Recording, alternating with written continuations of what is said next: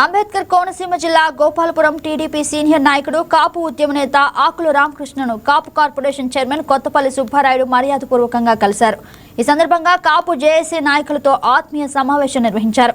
కాపు corporation ద్వారా కాపు తెలగ బలిజ వర్గాలకు అందాల్సిన రుణాలు, కాపు రిజర్వేషన్లతో పాటు రాష్ట్ర వ్యాప్తంగా కాపు సామాజిక వర్గం ఎదుర్కొంటున్న సమస్యలపై చర్చించారు.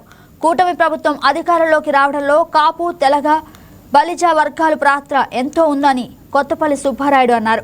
ముఖ్యమంత్రి చంద్రబాబు నాయుడు, ఉప ముఖ్యమంత్రి పవన్ కళ్యాణ్ కాపు కార్పొరేషన్ రుణాల మంజూరుకు సానుకూలంగా ఉన్నారని తెలిపారు. ఇదే క్రమంలో కాపు కార్పొరేషన్ రుణాల పంపిణీలో జరిగిన ఆలస్యాన్ని త్వరలో అధిగమించి లబ్ధిదారులకు రుణాలు అందజేస్తామని హామీ ఇచ్చారు.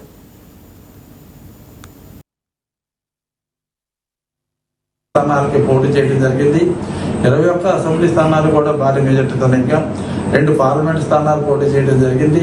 2 పార్లమెంట్ స్థానాలు కూడా పోటీ చేయడం మనం నెగ్గడం జరిగింది.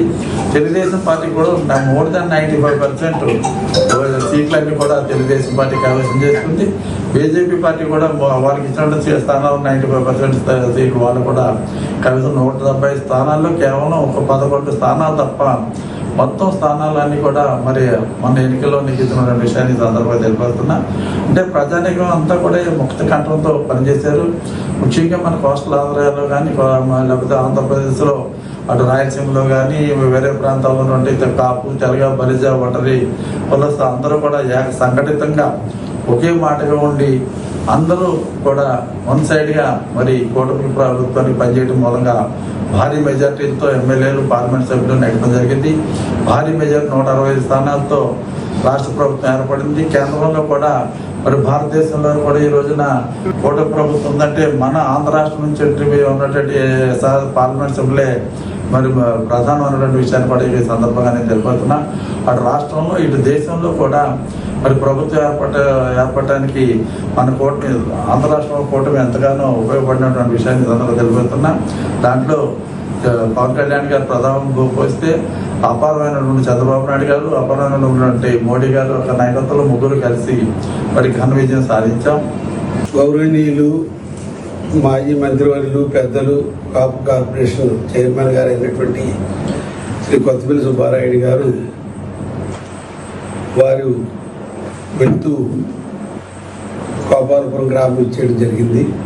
ఈ సందర్భంగా కాపు జేఏసీ నాయకులు, కూటమి నాయకులు అందరూ కూడా ఒక ఇష్టాగోష్ఠి సమావేశాల గురించి మాట్లాడడం కూడా జరిగింది.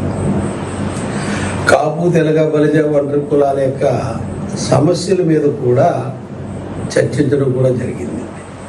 ఎందుకంటే కూటమి ప్రభుత్వం వచ్చిన తర్వాత మరి గత వైసీపీ హయాంలో ఈ కాపు తెలగ బలిజ ఒంటరి కులాలకి ఆ రోజున జరిగినటువంటి అన్యాయాలు, మరి ఆ రోజున రిజర్వేషన్ ప్రక్రియ కానీ లేకపోతే ఈడబ్ల్యూసీ రిజర్వేషన్ విషయంలో కానీ, కాపు కార్పొరేషన్ విషయంలో కానీ, కాపులకి విదేశీ విద్య విషయంలో కానీ, కాపుల భవనాల విషయంలో కానీ, కాపులకు సంబంధించిన